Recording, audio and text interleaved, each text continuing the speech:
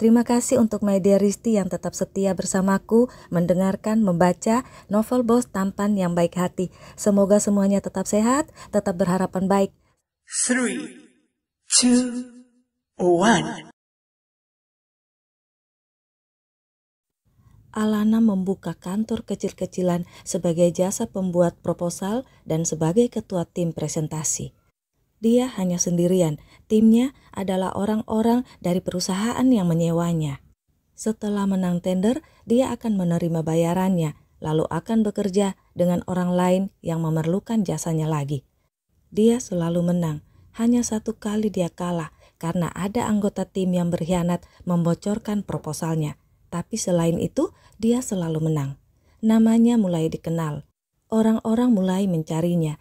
Dia tak perlu lagi menawarkan proposalnya di sana-sini, menyebarkan brosur-brosurnya, ataupun membagikan kartu namanya di pinggir jalan.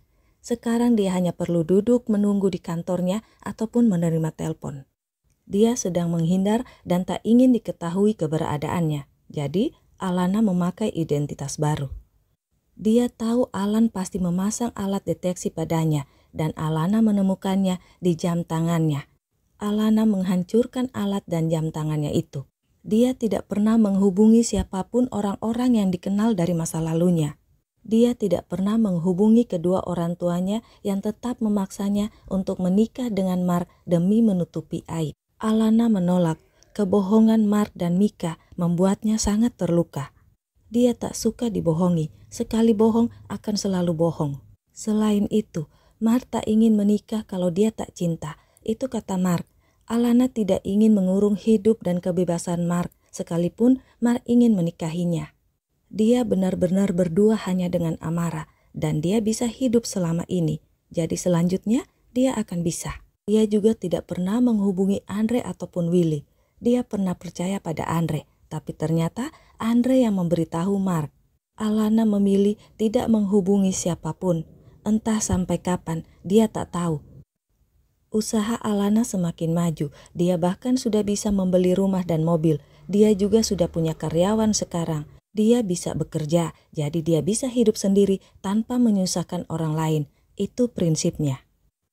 Alana sama sekali tidak tahu apa yang terjadi pada Alan, pada Mark, pada Dirgantara Company, dan juga pada hal-hal lain. Sampai suatu hari, setelah 8 tahun lebih berlalu, Amara menelpon sambil menangis. Anaknya itu tidak bisa berkata-kata karena menangis, hanya bilang, "Mom, Papa, Papa."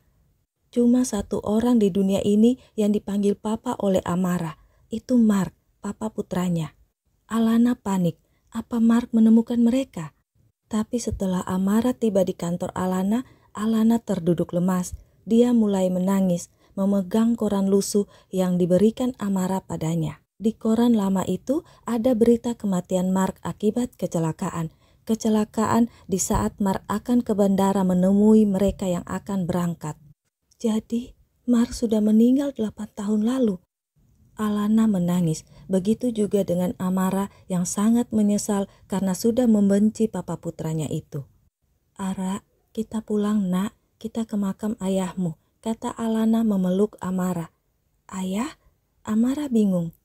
"Papa putra, dia ayahmu, dia papamu." Amara menangis sejadi-jadinya. Tak ada yang tahu kedatangan Alana. Dia menyewa rumah dan mulai mencari informasi. Besoknya, dia menelpon Andre, menyamar sebagai pasien, dan mereka berdua menangis berpelukan. Andre pun menceritakan banyak hal pada Alana. Andre terlihat lebih tua. Alan baru sadar setelah 3 tahun lebih koma, nak. Dia terus diam dan belum bisa mengingat banyak hal. Aku pribadi yang merawatnya. Bagusnya perusahaannya maju. Kakakmu Alan yang mengelolanya, menjadi direkturnya. Dia sudah bercerai dari istrinya. Ayahmu juga menutup bengkelnya karena harus gantian dengan ibumu merawat Alan. Alana menangis lagi, menyesali diri yang keras kepala dan tidak tahu apa-apa penderitaan keluarganya. Suara Alana lirih. Andre diam, hanya memeluk Amara yang tidak berhenti menangis. Andre mengantar mereka ke makam Mark. 2 perempuan Mark itu menangis di sana. Amara pingsan. Di makam itu, Andre menceritakan keadaan Dirgantara Company yang sekarang dipimpin oleh Mike, kakak tertua Mark. Kita ke rumahku ya Andre, aku ingin bertemu papa mama, juga Kak Alan. Sekarang bisa? Kata Alana. Andre pun membawa Alana dan Amara. Andre, kok kesini? Bukan rumahku? Ini rumah siapa? Tanya Alana. Ayo kita masuk dulu, nanti kau akan tahu. Dan saat Alana masuk, dia melihat kakaknya Alan di kursi roda di depan laptop. Alan tidak mengenalinya. Kak, maafin Lana kak, maaf. Alan tetap melihat pada laptopnya, tapi saat Amara memeluknya dan memanggilnya, dia bereaksi. Uncle, ini Ara, Uncle. Alan menatap Amara dengan mata berkaca-kaca. Alana berkeliling melihat rumah itu. Ini rumah siapa, Andre? Tanya Alana. Rumah Mark. Dia membeli rumah ini dan tinggal di sini sebelum kau berangkat dulu. Hanya aku dan Alan yang tahu. Kok beli rumah? Rumahnya kan besar. Tanya Alana heran. Rumah itu milikmu, sudah atas namamu sebelum kau pulang Indonesia dulu. Dulu, Mar juga membeli rumah di samping rumah orang tuamu untuk orang tuamu, tapi Mar bilang itu darimu. Rumah putih yang ku bilang itu punya orang Itali. Kau ingat? Itu punya Mar, tapi sudah atas nama Ara. Artinya, Mar tidak punya rumah. Itu sebabnya Mar membeli rumah ini untuk dirinya. Jelas Andre. Jadi, rumah yang kutinggali itu punya dia juga? Kau membohongiku juga ya? Alana cemberut. Gak usah cemberut begitu. Kita akan semakin kelihatan tua, nak. Kata Andre tertawa memeluk Alana. Rumah itu punya Ara, nak. Kau dengar gak? Aku bilang rumah putih itu sudah atas nama Ara. Sementara rumah Mark yang tempat kejadian kalian itu atas namamu, milikmu. Tapi sekarang rumah-rumah itu sudah diambil alih oleh Mike. Aku gak bisa apa-apa. Walau Mar bilang padaku itu buat kalian, tapi aku gak punya bukti. Tante Mika dan Kak Maya juga protes, tapi mereka sama, tidak punya bukti. Om Julio, di mana dia? Tanya Alana. Tidak ada yang tahu keberadaan Om Julio di mana, sekalipun itu Tante Mika. Aku prihatin, nak. Keluarga Mar benar-benar berantakan. Tante Mika sekarang tinggal dengan Kak Maya. Rumahnya yang tempat pesta itu sudah dijual, kata Andre. Maksudmu? Alana bingung. Aku juga bingung, nak. Benar-benar bingung. Semua aset Mar, aku nggak tahu kemana semua itu. Tapi aku nggak bisa apa-apa. Jelas nggak bisa masuk campur. Aku hanya orang luar. Apalagi aku sibuk di rumah sakit dan fokus merawat Alan. Mendengar semua itu, Alana menjadi marah. Aku minta nomor 4 orang sahabat Mark itu, Andre. Siapa namanya ya? Dim dan lain-lain itu. Kau punya nomor mereka kan? Tanya Alana. Untuk apa? Tanya Andre. Kirim saja nomor mereka pada aku, Andre. Mulai sekarang aku yang akan mengurus ke Alan. Amara juga harus balik dulu, Andre. Dia harus sekolah. Dia juga harus menjaga. Alana terhenti. Andre menatapnya. Kerjaan dan usahaku di sana juga nggak ada yang ngawasin, Andre. Biasanya Amara tuh yang memegang itu. Aku sudah mengajarinya kok. Kata Alana, tapi tidak berani menatap pada Andre. Kau menyembunyikan sesuatu dariku? Tanya Andre. Aku tidak menyembunyikan apapun, Andre. Tapi aku belajar ada hal-hal yang tidak perlu kita buka, tidak perlu kita ungkap pada orang lain. Kata-kata Alana menusuk hati Andre. Dia merasa Alana sudah tidak percaya lagi padanya seperti dulu. Tapi Andre mengerti. Dulu, apa yang Tante Mika dan Mark tahu itu sebagian info dari Andre. Alana mengurus Alan. Dia meminta ayah ibunya untuk sementara tinggal dengan mereka di rumah kecil Mark itu. Alana pun membatalkan rumah yang disewanya.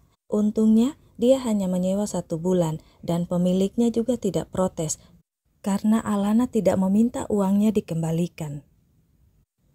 4 sahabat yang duduk menunggu di sebuah kafe bingung, tidak tahu siapa yang minta bertemu dengan mereka. Jadi, lu semua juga? Kalau gitu, apa ini ada hubungannya dengan Dirgantara Company? Tapi kita kan udah nggak di situ, kata Dim. Benar, tapi kita berempat.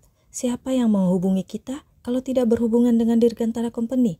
Tanya Steve. Dan ketika mereka melihat seorang perempuan masuk berjalan menuju ke tempat mereka, mereka hanya bisa melongo. "Bro, apa dia menuju ke tempat kita?" tanya Dio. "Steve, mainkan," kata Clay. Lalu mereka tersadar dan saling tatap. Muka 4 orang itu meredup dan menunduk, tidak melihat pada perempuan itu lagi. "Gue jadi ingat saat di bandara dulu," keluh Dio. "Si dedemit itu, di mana dia? Kenapa dia menghilang? Dia tak datang saat pemakaman Mark." "Halo semua, kita ketemu lagi," kata Alana memotong pembicaraan mereka sambil menarik kursi untuk dia duduki. "Geser," kata Alana pada Steve yang mematung. "Kau, kuda binal?" Dio ternganga. "Ya, aku si dedemit macan WNA, si kuda binal yang sering menindas bos kalian itu. Apa kalian baik-baik saja?" "Aku yang akan traktir kalian," kata Alana dan memesan makanan. 4 sahabat itu masih melongo. "Mark, apa kau?" Akhirnya Dim bersuara. "Aku ke makamnya kemarin, Ara pingsan. Aku baru memberitahunya kalau papa putranya itu ayahnya. Tapi dia akan baik-baik saja, kalian juga," kata Alana. "Kami baik-baik saja," Steve bergumam. "Justru itu, kita baik-baik saja, jadi mari kita mulai bekerja," kata Alana lagi. Dia minum dari gelas yang ada di atas meja itu, tak tahu itu gelas minuman siapa. "Itu minumanku," salah Clay. "Pesan aja lagi," kata Alana ringan. "Kerja? Kami punya pekerjaan," kata Dim. "Kita akan mengambil apa yang diambil dari Mark. Kalian ikut atau tidak, aku akan kerja. Terserah kalian," kata Alana. "Untuk apa? Itu tidak mengembalikan Mark lagi," suara Dio pelan. "Aku bilang, untuk mengambil apa yang diambil dari Mark, termasuk nyawanya." Suara Alana bergetar, matanya berkaca-kaca. "Kau?" Steve tercekat. "Aku akan mencari pembunuhnya. Tidak akan ada ampun. Ayo kita makan." Tapi tak ada yang bisa makan. 4 sahabat itu memeluk Alana yang terus menangis menyesal. Mereka ke makam Mark. Setelah itu, Alana membawa mereka ke rumah kecil Mark. 4 sahabat itu merasa menyesal lagi. Mereka tak tahu apa-apa justru di saat-saat terakhir Mark. Walau ragu, tapi mereka membantu Alana. "Sebagai awal, kita akan ikut tender 1 minggu lagi. Kita akan bersaing dengan Dirgantara Company dan 7 kandidat lain. Aku akan mempersiapkan proposalnya. Bro Steve, bisa tolong data standar anggarannya?" Steve menatap Alana. "Dananya dari mana? Kita mewakili perusahaan apa?" "A dan A, ingat? Pemiliknya sahabatku," kata Alana. Andre muncul di tengah mereka. "Hai Dok, apa kabar? Lama juga kita tak kumpul," sambut Dio. "Mas Bro pergi, kalian juga ikut pergi walau kalian masih ada," kata Andre menyalami 4 sahabat. "Mas Bro," Dim bergumam. "Ayo kita mulai," kata Andre. "Dokter ikut juga? Sebagai apa?" tanya Steve. "Dia pemilik A dan A," sahut Alana. 4 sahabat melongo. "Kau ambil alih perusahaan itu, Dok? Sejak kapan?" "Anda selalu tak terduga, Dok," kata Dim. "Sejak awal, dia memang pemilik A dan A," jawab Alana yang membuat 4 orang sahabat itu melongo lagi. Andre tertawa. "Sayang Mark, dia tahu, Mas Bro tahu," jawab Andre menyambung ucapan Dio yang menggantung. 4 orang itu sedih lagi. "By the way, anakku Ara, di mana dia?" kata Steve. "Dia datang bersamaku, tapi dia sudah kembali lagi. Dia harus sekolah," kata Alana. "Kau kejam, masa tidak bertemu kami dulu?" protes Dim. "Nanti pasti kalian akan bertemu. Malam ini kita meeting terakhir. Jam 8, bisa?" Alana dan 4 sahabat itu memenangkan tender itu dan tender-tender selanjutnya. 4 sahabat bahkan pindah kantor ke A dan A. Alana mulai membentuk kekuatannya sendiri, merebut kembali yang hilang untuk orang yang berjanji setia padanya. "Aku menang lagi," kata Alana memeluk Mark dan mencium dahinya seperti dulu yang sering dilakukan Mark padanya. "Aku akan merebutnya dan mengembalikan semuanya padamu. Kau akan sembuh, Aku akan menjagamu sekarang, bisik Alana. Mark meneteskan air mata. Alana berjongkok di depannya. Kita memang tidak saling cinta, tapi kita akan saling setia, ingat? Mark mengangguk menatap ibu anaknya itu. Terima kasih sudah kembali, kata Mark. Aku yang sangat berterima kasih padamu. Terima kasih sudah bertahan, kata Alana memeluk Mark dan kembali mencium dahi Mark. 'Cause I'm your lady and